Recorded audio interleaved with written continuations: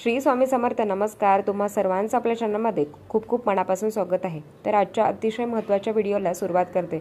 आषाढ पौर्णिमेला आपण गुरुपौर्णिमा म्हणून साजरी करत असतो. गुरुपौर्णिमा म्हटलं तर आपल्या सगळ्या स्वामी भक्तांसाठी, दत्त भक्तांसाठी आपल्या आयुष्यात जर आपले गुरुच नसते तर आयुष्यात काय झालं असतं, संपूर्ण अंधकार असा आपल्या आयुष्यात झाला असता. आणि त्यांच्या गुरुप्रती कृतज्ञ व्यक्त करण्यासाठी किंवा आपलं पण त्यांच्याप्रती आपण पण आपल्याही गुरूंना खूप काही देणं लागतं. महाराजांनी जे काही आपल्याला दिलेलं आहे तर ह्या जन्मातही आपण त्याची परतफेड करू शकत नाही. म्हणून त्याचीच कृतज्ञ व्यक्त करण्यासाठी आणि सांसारिक अडचणी प्रचंड मनुष्य हा प्रचंड अडचणीतून जात आहे. तुमच्या ज्या काही इच्छा असतील, अडचणी असतील ते महाराजांना तरी सांगू नका, कारण सगळं जाणत असतात. आजच्या व्हिडिओमध्ये आपल्याला गुरुपौर्णिमेनिमित्त आपल्याला 21 दिवसाचं पारायण करायचं आहे. तर 10 जुलै 2025 वार गुरुवार या दिवशी गुरुपौर्णिमा आहे. किती सुंदर मुहूर्त आहे बघा की गुरुपौर्णिमा आलेली आहे. अतिशय महत्त्वाचा दिवस आहे आणि मेन म्हणजे आपल्याला गुरूंप्रती हा दिवस आहे. तर आपल्याला या निमित्ताने 21 दिवसाची महाराजांची सेवा करायची आहे. आता 21 दिवसांची सेवा म्हणजेच सेवा कधी सुरू करायची आहे, तर ही सेवा 20 जूनला सुरू करायची आहे. तर लक्षात घ्या, 20 जून ते 10 जुलै असा 21 दिवसाच्या कालावधीमध्ये ही तुम्हाला सेवा करायची आहे. आता प्रचंड असंख्य तुमचे प्रश्न आहेत, त्याचं पण उत्तर मी तुम्हाला देणार आहे. सेवा कुठे, केव्हा, कधी, कशी करायची त्याबद्दलच माहिती घेणार आहोत. तर सगळ्यात आधी तर आपण सेवा काय करायची आहे ते बघूया. तर श्री स्वामी चरित्र सारामृत ग्रंथाचा हा ग्रंथ म्हणजे महाराजांचा आत्मा आहे. जे कोणी या ग्रंथाचं पारायण करत असतं, अतिशय साधा सोपा ग्रंथ आहे, पण तेवढाच दिव्य आणि तेवढाच प्रभावी हा ग्रंथ आहे. जे कोणी या ग्रंथाचं पारायण करतं त्याच्या आयुष्यात सोन्यासारखं झाल्याशिवाय राहत नाही. त्याचे असंख्य कोटीचे अडचणी सुद्धा या पारायणाने आपल्या शक्य होतात. तर आपल्याला 21 दिवस या ग्रंथाचं पारायण करायचं आहे. स्वामी चरित्र सारामृत या ग्रंथाचं पारायण करायचं आहे. ज्यांच्याकडे दिंडोरी प्रणीत ग्रंथ असेल तर त्यांनी तो ग्रंथ वाचावा. ज्यांच्याकडे दुसरा कुठला ग्रंथ असेल तर त्यांनी तो ग्रंथ वाचू शकता. रोज आता जे नव्याने स्वामी सेवेकरी आहेत, ज्यांना काहीच माहिती नाही, त्यांच्यासाठी माहिती तुम्हाला सांगते. 1 ते 21 अध्यायाचे पारायण आहे. तर 1 ते 21 अध्याय जेव्हा आपण पूर्ण करतो तेव्हा आपल्याला एक पारायण होतं. म्हणजेच काय, तर असं तुम्हाला 21 दिवस संपूर्ण पारायण पठण करायचं आहे.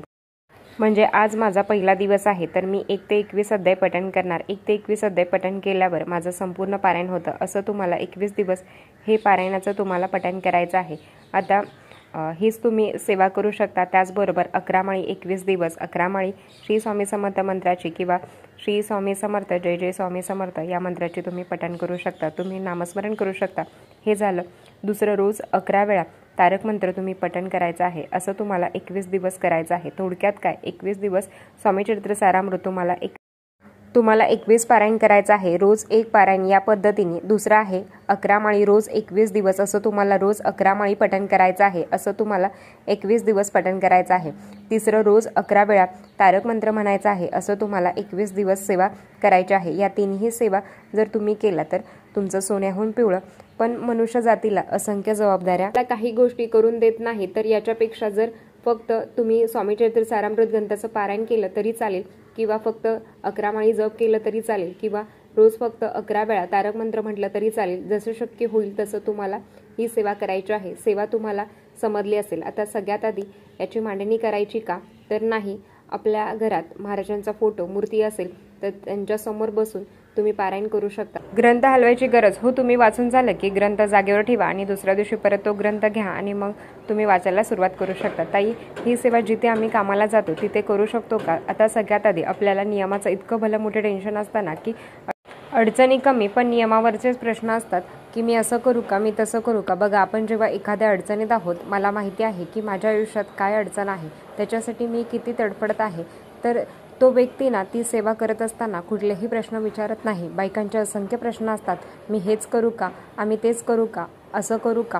तर नाही ना, आपण देवाला हे बघा 99% हे तुमचे कष्टच असतात. आपण त्याला 1% अध्यात्माची जोड, परमेश्वराची साथ आपल्याला असणं तेवढंच महत्त्वाचं असतं. त्याच्याशिवाय फलप्राप्ती होत नाही.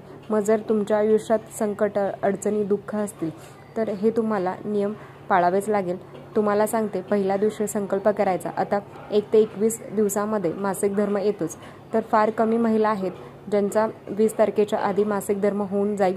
मग म्हणजे 90% महिलांना मासिक धर्माची अडचण आहे। मग तुम्हाला काय करायचं आहे, तुम्हाला 4-5 दिवस आधी तुम्ही सेवेला सुरुवात करू शकता। म्हणजेच आता जर 20 तारखेला आपल्याला सेवा करायला सांगितलेली आहे, मग मी काय करावं तर त्यांनी 15 तारखेला सुरू करू शकता, कारण तुम्हाला माहिती आहे की 20 जून ते 10 जुलैपर्यंत आपल्याला मासिक धर्म येणार आहे। मग त्यांनी काय करावं तर त्यांनी आधी 4-5 दिवस आधी तुम्ही सेवा करू शकता। तर 21 तारखेला 20 तारखेला माझा मासिक धर्माचा 4था-5वा दिवस आहे, तर मी आधी सुरू करेल। मी तुम्हाला तेच सांगते की आता जर समजा माझा 20 तारखेला मासिक धर्माची 4था दिवस आहे, तर आता मी तर 4 दिवस सेवा नाही करणार, तर मी काय करेल तर मी 21 तारखेला सुरुवात करू शकते। मग 21 तारखेला जर मी सुरुवात केली तर एखाद्या दिवशी मी 2दा पारायण करेन। मग मला सांगू का, आता काही वेळ असं होतं की मी माझा वैयक्तिक सांगते आणि तुमच्या बाबतीत पण त्याच गोष्टी घडत असतात। तर एक तर मासिक धर्म असतो आणि कधीतरी असं होतं की त्या सेवाच घडत नाहीत, आपल्याकडून संपूर्ण पारायण आपल्याकडून होत नाही। मग मी काय करते, आता समजा 20 तारखेला आहे ना, तर खरं सांगते तुम्हाला मी 14-15 पासून सुरुवात करून देणार आहे। जर काहीतरी मेडिकल इमर्जन्सी आली, दुखणं आलं, कधी येतं काही सांगता येत नाही, मग त्यावेळेस आपल्याला सेवा 1-2 दिवस लवकर सेवा केली तरी काही बिघडत नाही आणि अर्थात जर सुरळीत झालं तर चांगलंच आहे। 21 पारायणाच्या ऐवजी जर 22-23 पारायण घडले तरी काही बिघडत नाही, म्हणून चांगलंच होणार आहे। थोडक्यात काय, तुम्ही हा व्हिडिओ जेव्हा कधी बघत आहात तेव्हा तुम्ही पारायणाला सुरुवात करा। ताई मी 22 तारखेला हा व्हिडिओ पाहिला, आम्ही 23 तारखेला हा व्हिडिओ पाहिला, मग मी सेवा कधी करू, तर बघा तुम्ही जेव्हा हा व्हिडिओ पाहिला आहे तेव्हा तुम्ही सुरुवात करू शकता। मेन म्हणजे एखाद्याच दिवशी 2दा पारायण केलं तरी हरकत नाही। आता 21 पारायण आहे, तर ताई आम्ही एका दिवशी 2दा पारायण करू का, तर काही काहींचं तर असं असतं ना की ताई एका दिवशी 3-3, 4-4 पारायण करू का। मला विशेष वाटतं की ओळीवर बोट ठेवणं नाही, प्रत्येक अध्याय काही ना काही शिकवतो। प्रत्येक अध्याय जेव्हा पठण करत असतो ना, जेव्हा तुम्ही वाचन करत असता तेव्हा त्याच्यात आपण जातो की महाराज तेव्हा होते तेव्हा काय लीला घडल्या आहेत, तर म्हणून करायचं नाही तर व्यवस्थित करा। 2 पारायण जरी तुमची इच्छा असेल तर तुम्ही सकाळी 1, संध्याकाळी 1 पारायण करू शकता। आता वेळेचं पण तुम्हाला सांगते, तर बघा जर तुम्ही सकाळी पारायण करणार असाल, शक्यतो पारायणाचा एक काळ ठेवावा, अगदी नाही तर 12 ते 12:30 मध्ये सेवा नाही करायची। नंतर तुम्ही दिवस रात्र तुम्ही कधीही सेवा करू शकता, हरकत नाही। रात्री 12ला जरी तुम्ही सेवा केली तरी चालेल, कुठलेच अडचण नाही। महाराजांची सेवा फक्त 12 ते 12:30 मध्ये तुम्हाला करायची नाही। संकल्प आपण कसा करतो ना की देवाकडे काहीतरी पाहिजे आहे म्हणून आपण सेवा करतो, पण मी तरी तुम्हाला खरं सांगू का, काहीच नका मागू। पहिल्या दिवशी संकल्प करा, महाराज माझ्याकडून 21 पारायण तुम्ही करून घ्या, माझ्या मनात काय चाललं आहे ते सगळं तुम्हाला माहिती आहे।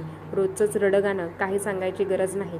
पहिल्या दिवशी केंद्रात जा, नारळ खडी साखर ठेवा, त्याजवळ केंद्र नाही आहे, मठ नाही आहे, हरकत नाही।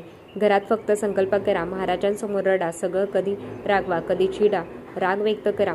मन बघा एकदम हलकं होतं, मोकळं होतं आणि मग पटकन तुम्ही सेवेला लागा। आता सगळ्यात आधी तर सेवेचे संकल्पयुक्त काहीच मागू नका। 21 दिवस त्यांच्यासाठी सेवा करा, त्या आयुष्यभर आपल्याला देत असतात, पण आपण कितीही मागा, कितीही त्यांनी दिलं तरी आपल्याला कमीच पडत असतं, तुमच्यापासून ते माझ्यापर्यंत। म्हणून नेहमी सांगते की महाराजांचं आणि माझं खूप वेगळं नातं आहे, जिथे मी महाराजांकडे कधीच काही मागत नाही आणि तेही मला कधीच काही कमी पडून देत नाही। मी जग जाहीर सांगायला मला खूप आनंद होतो। मी तुम्हाला पण सांगते की जेव्हा महाराजांकडे मी काही गोष्टी मागायची ना, तर ते खूप परीक्षा बघायचे, मग मी मागणंच दिलं सोडून। मग आता असं झालं की प्रश्न पडतो की काय मागू। मी तुम्हाला सांगते की काही न मागता तुम्ही सगळं बघत आहेत, सगळं जाणत आहेत, माझ्याकडून फक्त तुम्ही सेवा करून घ्या, सेवेत अडथळा येऊन देऊ नका, असा संकल्प करा, सेवेला सुरुवात करा। मी माझ्या कामाच्या ठिकाणी वाचू शकते का, कारण घरात 9:30 वाजता ती बाई जाते आणि 6:30 वाजता ती घरात येते, घरात आल्यावर पण तिला कामे असतात, तर अशा वेळेस तुम्ही तुमच्या कामाच्या ठिकाणी तुम्ही सेवा केली तरी चालेल। माझं लहान बाळ आहे ताई, मी एका बैठकीत स्वामीचरित्र सारामृत होणार नाही, तर मी 2दा वाचू शकते का, म्हणजेच 1 ते 21 अध्याय। जर मी सकाळी 11 अध्याय वाचले तर मी संध्याकाळी बाकीचे अध्याय वाचू शकते का, तर हो वाचू शकता। शक्यतो ना जेव्हा आपली बाळं झोपतात, आपली कामे आवरतात तेव्हा सेवा करा, पण अचानक झोका द्यायला उठणं, कधी फिडिंग करायला उठणं, या गोष्टी पण आपल्याकडनं घडतात, तर मग अशा वेळेस तुम्ही काहीच काळजी करू नका, जसं जमेल तसं तुम्ही सेवा करायला सुरुवात करा। मांसाहार वर्ज्य, ज्या दिवशी तुम्ही सेवेला सुरुवात केली तर त्या दिवसापासून मांसाहार ते शेवटच्या दिवसापर्यंत मांसाहार वर्ज्य। ब्रह्मचर्याचं पालन नाही केलं तरी चालेल, हरकत नाही। तुमच्या जे काही असंख्य अडचणी असतील, नोकरी, संतान, लग्नकार्य किंवा ज्या काही तुमच्या स्वतःचं घर, असंख्य अडचणीवर जर तुम्ही ही सेवा केली तर महाराज शपथ सांगते तुमच्या अडचणी मार्गी लागणारच, तुमचे कामे होणारच. पण मी एवढं केलं तर एवढं मिळेल का? असं करू का ताई? असं चालेल का? तर नाही. आपल्याला काही जर आपण अध्यात्मात आहोत, महाराजांची सेवा करा. आणि काही नाही, महाराजांची साधी सोपी सेवा असते. तुम्ही मांडणी नाही केली तरी चालेल, उपवास करायची गरज नाही, कांदा लसूण खाऊ शकता, हरकत नाही. फक्त ना तुम्हाला पराण्य वर्ज्य करायचं आहे, दुसऱ्यांच्या घरचं खायचं नाही. तुम्हाला महाराजांची संकल्पयुक्त सेवा करत आहात, दुसऱ्यांच्या घरचं काही नाही खायचं. ताई 108 पारायण करत आहे तर तुम्हाला सेवा करायची गरज नाही. ज्यांचे गुरुवारी तुम्हाला 2दा पठण करायचं आहे, ही पण सेवा असते, ती पण सेवा असते. मग एखाद्या दिवशी म्हणून सांगते की थोडंसं 2-3 दिवस आधी लवकर सेवा करा. आता 2 गुरुवार येतील, 2-3 गुरुवार येतील, 2 येतील, पण मग तुम्हाला काय करायचं आहे? मग त्याच्या आधी जर तुम्ही 2-3 दिवस आधी जरी सेवा केली तरी हरकत नाही, कारण ओढाताण होते. मी समजू शकते, घरातल्या जबाबदाऱ्या, आता शाळा पण सुरू होणार आहे, तर घरातले कामे आवरून बरेचसेच काही कामे असतात. मग त्याच्यासाठी जर तुम्ही 1-2 दिवस जर आधी सेवा केली तरी हरकत नाही.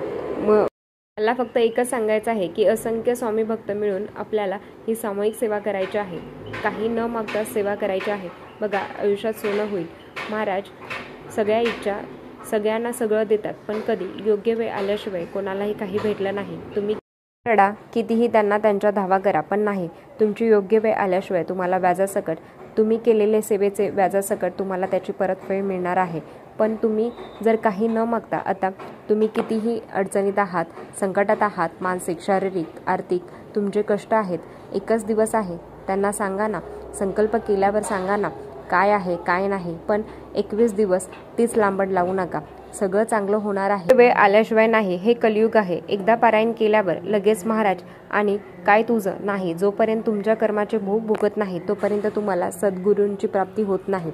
तुम्हाला जे काही हवं आहे ते मिळत नाही. आता माझ्या मागच्या जन्माचं कर्मफळ 1 किलो आहे, म्हणजेच माझं 1 किलोचं पाप माझ्या माती आहे. मग तर पावशर सेवा करून माझ्या मनातली इच्छा पूर्ण होणार आहे का? तर नाही. मग त्याच्यासाठी तुमची सेवा वाढवा. जेव्हा सेवा करताना अडचणी येतात, निर्माण होतात, तेव्हा समजायचं की माझा खडतर प्रारंभ आहे आणि तो कमी व्हावा म्हणून मला सेवा करायची आहे. तर आपलं असं असतं ना की असं करायचं, इतकं मागायचं, पण आपल्या मागच्या जन्माचं पण आपण घेऊन आलेलो आहोत.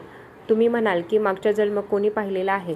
ज्यांनी भगवद्गीता वाचलेली आहे, ज्यांनी श्रीपाद श्रीवल्लभ गुरुचरित्र ज्यांनी वाचलेलं आहे, ज्यांनी गरुड पुराण ऐकलेलं आहे, तर त्यांना याचं उत्तर मिळून जाईल. पण ज्यांना माहिती नाही आहे तर त्यांनी हे ऐकावं. आपण जेव्हा जन्माला येतो तेव्हा खूप काही घेऊन येतो, चांगलं तर घेऊन येतो, त्याच्याबरोबर वाईटही घेऊन येतो. म्हणून जर माझं 1 किलोचं पाप आहे तर पावशर सेवेत होणार नाही आहे. मला 1-1.5 किलोची सेवा करावी लागेल, तेव्हा 1 किलोची सेवा माझी नील होईल. मग ते पावशर जे काही माझा बँक बॅलन्स आहे तर त्याच्यात ती फलप्राप्ती होईल. म्हणून काहीतरी द्यावं म्हणून नाही. अहो, खूप काही दिलेलं आहे त्यांनी, तुमच्यापासून माझ्यापर्यंत महाराजांनी खूप काही दिलेलं आहे. म्हणून आपल्याला सेवा करायची आहे. तर चला, सगळ्यांनी मिळून आपल्याला स्वामी सेवा करायची आहे. गुरुपौर्णिमेनिमित्त ही गुरुपौर्णिमा सगळ्यांची एकदम सुंदर, छान, सगळे चांगलंच होणार आहे. तर आजच्यासाठी इतकंच. आजचा व्हिडिओ इथेच थांबवते. आवडला असेल तर लाईक, शेअर, सबस्क्राईब. परत भेटूया अशाच नवीन व्हिडिओसोबत. तोपर्यंत धन्यवाद. श्री स्वामी समर्थ.